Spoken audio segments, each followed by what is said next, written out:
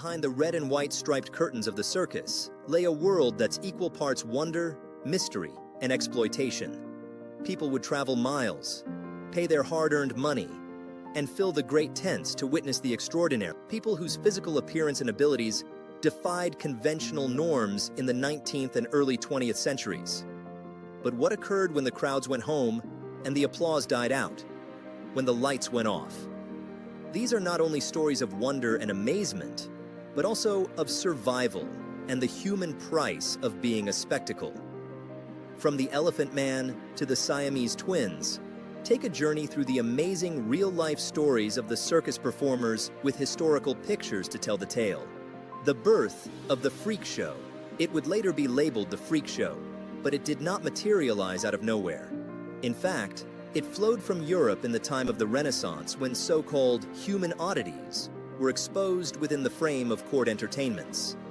During the Victorian era, this phenomenon became much more explosive, due in part to a sudden interest in medical anomalies.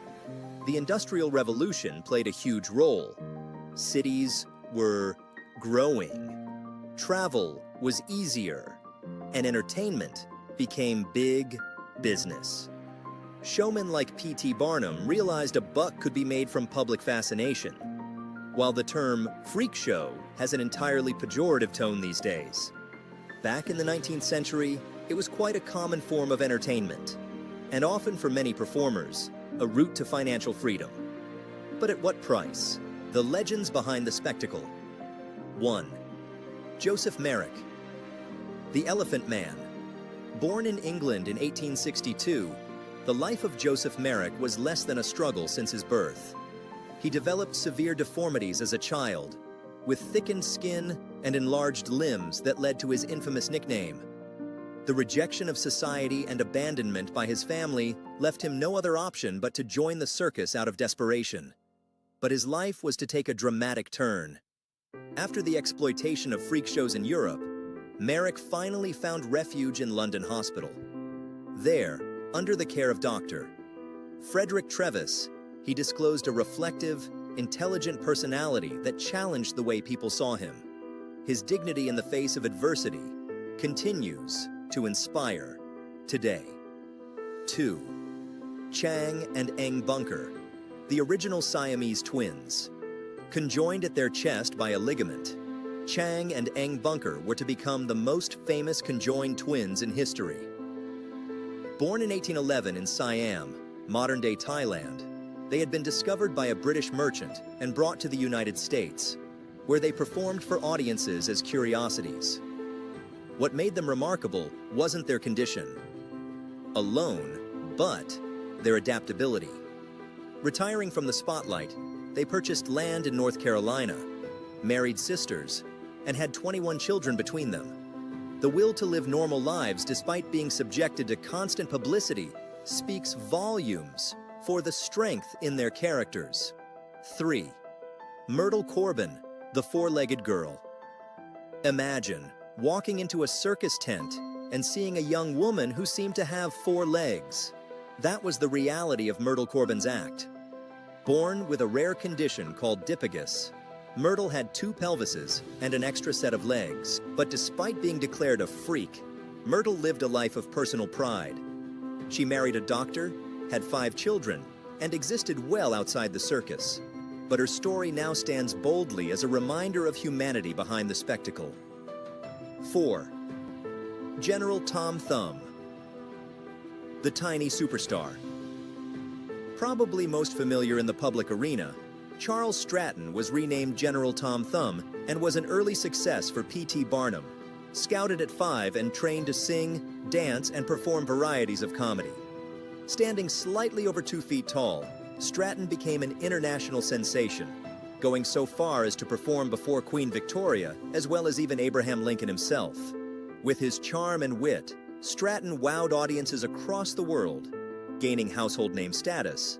But behind the scenes, his life wasn't without its challenges. Despite his great success, he had to continue proving his value beyond his height, a reality shared by so many performers in his era. 5. Annie Jones, the bearded lady, Annie Jones was far more than a sideshow star with a picture-perfect beard. She was an early performer rights activist.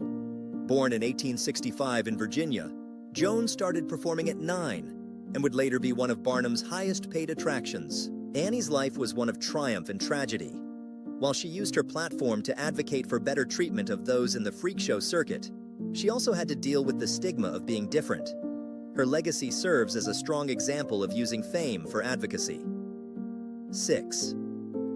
Ella Harper, the Camel Girl. Ella Harper was born with congenital genu recurvatum, a condition which made her knees bend backward, easily allowing her to walk on all fours. Christened the Camel Girl, Ella's performances captivated audiences. Unlike most performers, Ella retired early into her career with the circus. She invested money she had made back into caring for her family and avoided business exploitation. Her story is an example that proves not everyone within the freak show world was defined by it. 7. Isaac W. Sprague, the Living Skeleton. Isaac W. Sprague was born in 1841 and never diagnosed with any ailment that made him suffer from acute weight loss, was also termed the Living Skeleton. At adult maturity, Sprague weighed approximately 43 pounds on a normal diet.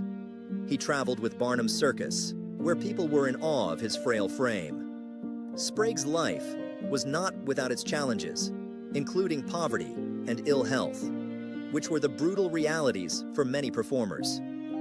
8.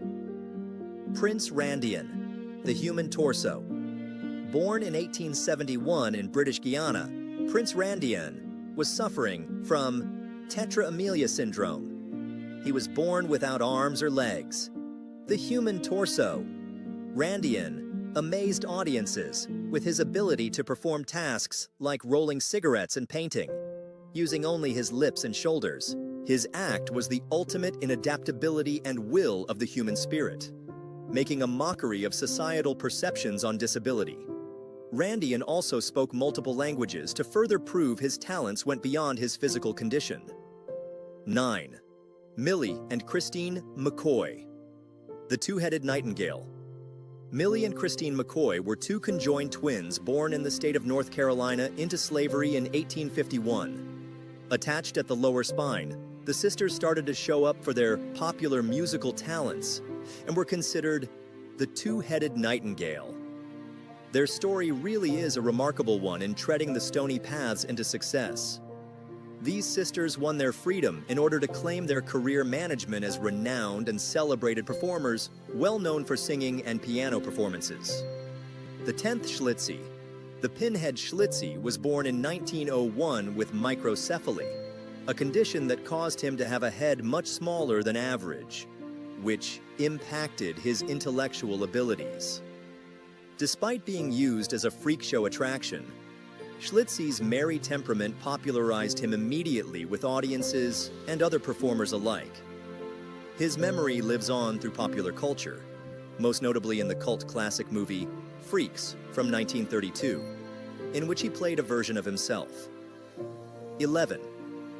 Fedor Jeftichuk, Jojo the Dog-Faced Boy.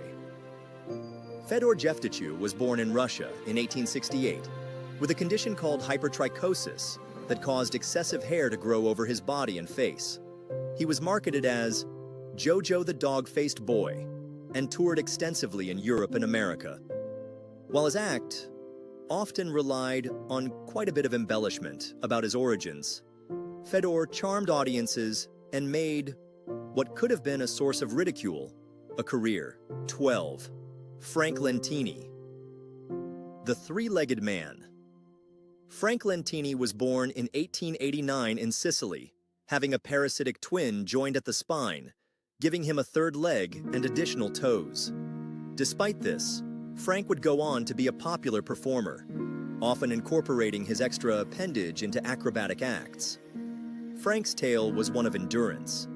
He celebrated his individuality and frequently made jokes about it, winning over audiences and demonstrating that humor can serve as a compelling means for acceptance. The complex legacy of the freak show. The freak show phenomenon is a real paradox, in that, on one hand, It provided financial opportunities and a platform for individuals that might otherwise have been shunned by society. Joining the circus was the way many made their livelihood and could become visible in a world that ostracized them on account of their perceived deformity. Performers such as Frank Lentini and Annie Jones had carved out an area of agency within an exploitative system. These shows, however, propagated damaging stereotypes, framing singular people as objects of wonder rather than human beings with multidimensional lives and emotions. Showmen such as P.T. Barnum often sensationalized the life stories of their performers, even making up preposterous tales to draw larger audiences through the door. In so doing, he dehumanized performers, turning them into a spectacle. Can I just ask how heavy you are? Do you have a number for that? I prefer not to say, Just but... between you and me. 500 pounds. 750 pounds? You said 50 pounds! For others, like Prince Randian and the McCoy twins, it was at once a stage and a prison, as their talents were celebrated, but they were confined by the narrow view of what it meant to be different that society had. The tension between empowerment and exploitation gives the history of freak shows its compellingly awkward quality. The decline of the freak show. Freak shows lost their popularity from the mid-20th century. Advances in medical science came with clear explanations for many conditions that had left people earlier shocked and filled with wonder. The bizarre became medical anomalies, and thus, as such, they were explained away out of some of its mystique of the unknown. As vaudeville declined, public attitudes were changing. The 20th century civil rights movements meant human dignity and equality were now discussed publicly, and the use of people as amusement began to be seen in a different moral light. Eventually, laws banned the display of humans for reasons of their physiological variation, thus accelerating the freak show's demise. But the spirit of these performers lives on. Modern audiences might see their stories in a different light, one of humanity and resilience, rather than physical characteristics. Celebrating diversity. Today, freak shows might be utterly a thing of the past, yet its rich history extends the reverberating implications for discussion upon diversity, representation, and acceptance. Now we celebrate our uniqueness that defines us all, instead of segregating those that fall outside societal expectations. The movies, books, and sundry documentaries have rewritten our understanding concerning them. Films like The Greatest Showman reignited interest in circus performers, usually highly idealized versions of the life. Meanwhile, social movements have helped provide voices for the disabled and brought them to greater inclusion and respect. The lives of circus performers remind us of the importance of empathy, to look beyond appearances and see the strength in every human being. The world of circus freaks is one of paradox and complexity. Behind the dazzling lights and roaring crowds lay individuals with remarkable stories of resilience, determination, and courage. These were people who turned their differences into strengths, carving out a place for themselves in a world that often sought to exclude them. And as we remember their lives, let us not forget that their worth was never about body characteristics or performances. It was about their being human. Their stories remind us powerfully to welcome diversity, fight against stereotypes, and celebrate the exceptional in whatever forms. So, the next time you come across an old picture of a circus act, take the time to reflect upon the person behind that image. Their story is not about freak shows. It's a chronicle about the spirit that outlives those who had the guts to be different.